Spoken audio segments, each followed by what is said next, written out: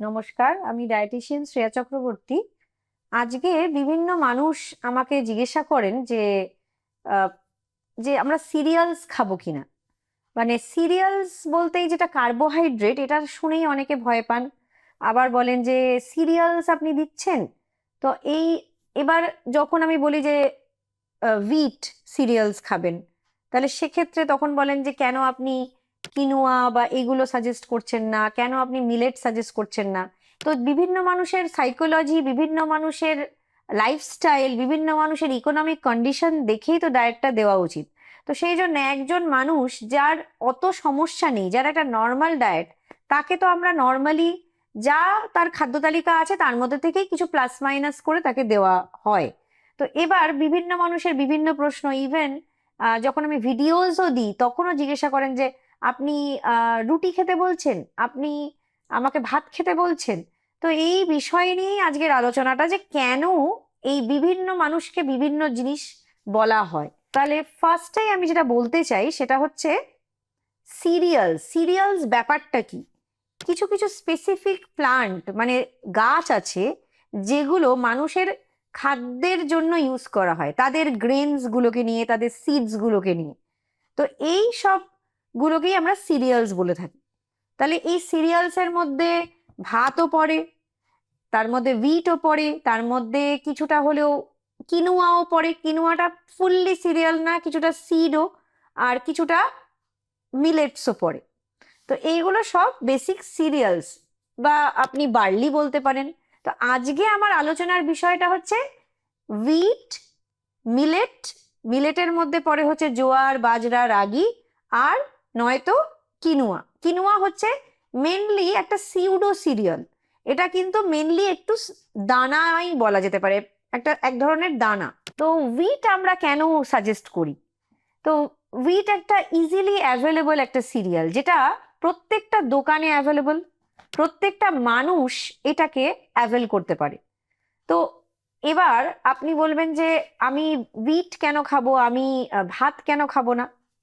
যেটা হচ্ছে, আমাদের উইট দিয়ে রুটি বানানো হয়, পাস্তা বানানো হয়, চাউমিন বানানো হয়, এটা ভ্যারাইটি অফ জিনিস বানানো হয়। যেটা রাইস দিয়েও বানানো হয়, কিন্তু এদের গ্লাইসেমিক ইন্ডেক্স গুলো একটু ভেরিয়েবল। আর যেটা হচ্ছে, রুটি বানালে যেটা হয় আমরা মেপে খেতে পারি, কিন্তু ভাত একটু ভালো রান্না হলো আমরা বেশি খেয়ে ফেললাম। তো সেই জন্য কিছুটা হলেও রুটি। এবার আজকালকার দেখবেন মার্কেটে অনেক ফাইবার রিচ উইট পাওয়া যাচ্ছে, যেটা রুটি বানাতে আরো ফাইবারটাকে সমৃদ্ধ করছে।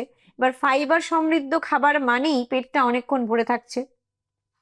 কিন্তু রুটির একটা সমস্যা আছে, বা উইটের বেসিক্যালি বলতে চাই যে একটা সমস্যা আছে, যেটা হচ্ছে অনেকে আবার এটার ক্ষেত্রে ইনটলারেন্ট হয়ে পড়ে। কি কারণ? এর মধ্যে থাকে গ্লুটেন। এই যে আমরা রুটি যখন বানাচ্ছি, তখন যখন আমরা মাখি, সেটা কিন্তু একটা একটা ফ্লাফি ব্যাপার দেয়, একটা ফোলা ফোলা, একটা সুন্দর ইলাস্টিসিটি একটা ব্যাপার দেয়। এই কাজটাই করে হচ্ছে গ্লুটেন।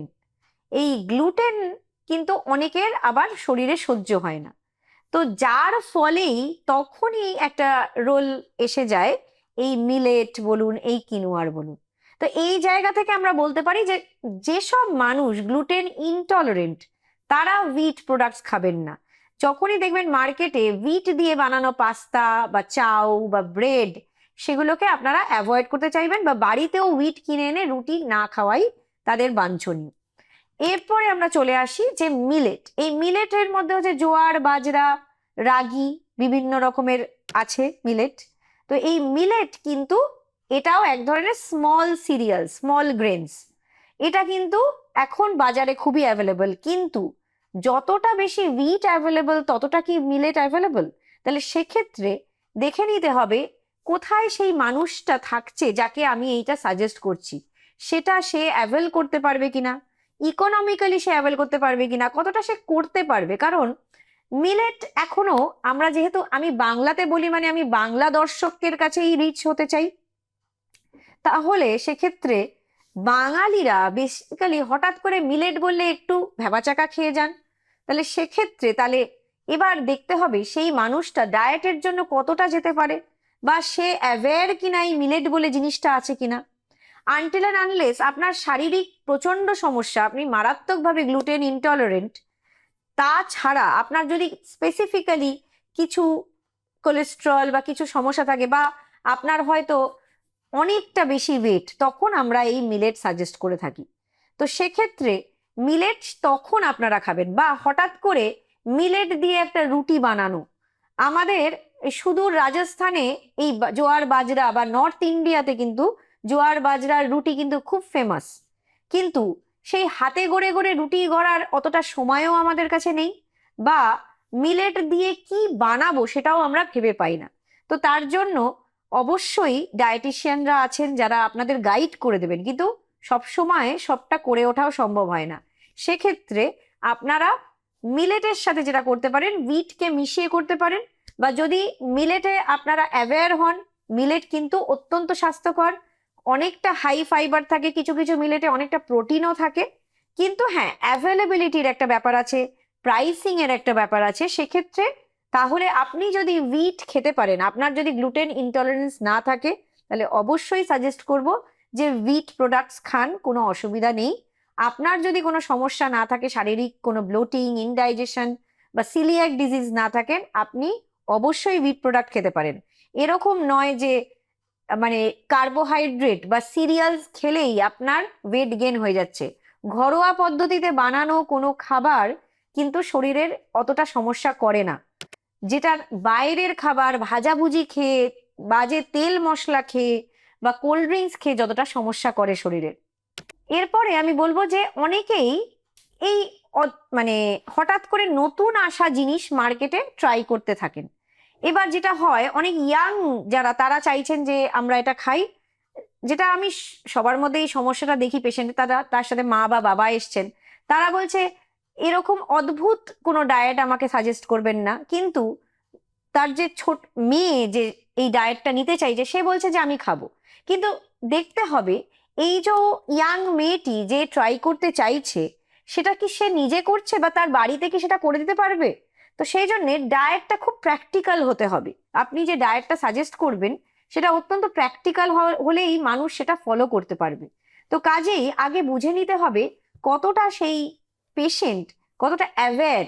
তো যখন আর কোনো উপায় না থাকে, তখন তাদেরকে কিনোয়া অবশ্যই সাজেস্ট করি। কিন্তু উইট একদম খারাপ আর কিনোয়া একদম সেরা, এরকমও ভাবার কোনো ব্যাপার নেই। যুগ যুগান্তর ধরে মানুষ উইট প্রোডাক্টস খেয়ে আসছে। আপনার স্পেসিফিক্যালি যদি উইটে কোনো প্রবলেম না থাকে, তাহলে আপনি উইট খেয়ে যেতেই পারেন, কোনো স্পেসিফিক সমস্যা থাকলে। এটাই একটা পজিটিভিটি আজকালকার দিনে, যে দেয়ার আর ভ্যারাইটিস। আপনি উইট খেতে পারছেন না তো শুধুই আপনাকে refined carbohydrate like white rice খেতে হচ্ছে। আপনার কাছে কিছু হাই ফাইবার হাই প্রোটিন ভ্যারাইটিও আছে, যেটা হচ্ছে মিলেট বা কিনোয়া, মানে এগুলো গ্লুটেন ফ্রি। তবে অবশ্যই কিনোয়া কিন্তু ভাতের পরিবর্তেও ভাতের মতন সেদ্ধ করেও খাওয়া যায়। এটার মধ্যে অল এসেনশিয়াল অ্যামাইনো অ্যাসিডস থাকে, যেটা কিন্তু খুব হেলদি, মানে এটা একটা প্রোটিন রিচও বলা যেতে পারে। তবে এই নয় এটাতে অনেক প্রোটিন ইনটেক আপনি পেয়ে যাচ্ছেন, যতটা একটা সিরিয়ালে থাকতে পারে। হ্যাঁ, মাত্রা অনুযায়ী হয়তো অন্য সিরিয়ালের থেকে একটু বেশি হবে। তো আপনি কিনোয়া খাচ্ছেন আর সব প্রোটিন খাওয়া ছেড়ে দিলেন, লাইক মাছ মাংস ডিম, বা ভেজিটেরিয়ানদের মধ্যে যেটা হচ্ছে আপনার পনির, সয়াবিন, ডাল, পালসেস, এগুলো খাওয়া তাই বলে কিন্তু ছেড়ে দিলে চলবে না, তাহলে কিন্তু ব্যালেন্সড মিলটা হলো না। তাই সব খাদ্য তালিকায় প্রত্যেকটা মিলে যেন একটা ব্যালেন্সড মিল হয়, সেটাও আপনাকে দেখে নিতে হবে।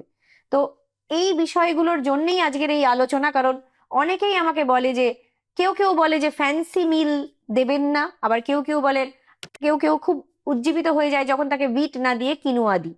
তো পেশেন্টদের বিভিন্ন মতামত থাকবে, কিন্তু সেই মতামতে প্রভাবিত হলে চলবে না। সেই পেশেন্টের কি লাগবে, সেই পেশেন্টের আদৌ সেটা শরীরের জন্য লাগবে কিনা, বা ইকোনমিক্যালিও সে সেটা অ্যাফোর্ড করতে পারবে কিনা, বা প্র্যাকটিক্যালিও সে সেটা তৈরি করে খেতে পারবে কিনা। কারণ অনেকেই আমাকে বলেন যে আরে কতদিন ধরে কিনোয়া বাড়িতে পড়ে আছে, বা ব্রাউন রাইস আমি কিনে রেখে দিয়েছি, সেটা তো ইউজই করা হলো না, নষ্ট হয়ে গেল। তো এই জিনিসটা কিন্তু ওয়েস্টেজ, এই ওয়েস্টেজটাও কিন্তু একটা ডায়েটের একটা মেন পার্ট। সবসময় আমাদের যখন পড়ানো হতো, এটা শেখানো হতো, wastage is not the solution. আপনি যেটুকু করতে পারবেন ততটুকুই করবেন। কিন্তু হ্যাঁ, কিছু কিছু মানুষের যাদের একদমই যেগুলো খাওয়া চলে না, তখন বাধ্য হয়ে বলতে হয় যে এগুলো বন্ধ করে দিন। সেক্ষেত্রে ডায়েটিশিয়ানের পরামর্শটা শোনাটা অত্যন্ত বাঞ্ছনীয়। আশা করা যায় আজকে যে ডিফারেন্স গুলো আমি বলে দিলাম, এইগুলোতে আপনারা আশা করা যায় কিছুটা হলেও অ্যাওয়্যার হলেন। তবে এটা নিজস্ব আপনাদের মতামত যে আপনি কোনটা খাবেন। আর তবে নতুন জিনিস অবশ্যই ট্রাই করা উচিত, যদি না সেটা খুব এক্সপেন্সিভ হয়, আর যদি না সেটা আনঅ্যাভেলেবল হয়, মানে মার্কেটে সেটা অ্যাভেলেবল হতে হবে। তো সেইভাবেই আপনি আপনার ডায়েটটা সাজাবেন, যাতে প্র্যাকটিক্যালিটি মেনটেন করে আপনি একটা সুন্দর ডায়েট ফলো করতে পারেন, যেটা আপনার শরীরের জন্য অত্যন্ত উপকারী। ভালো থাকবেন, সুস্থ থাকবেন।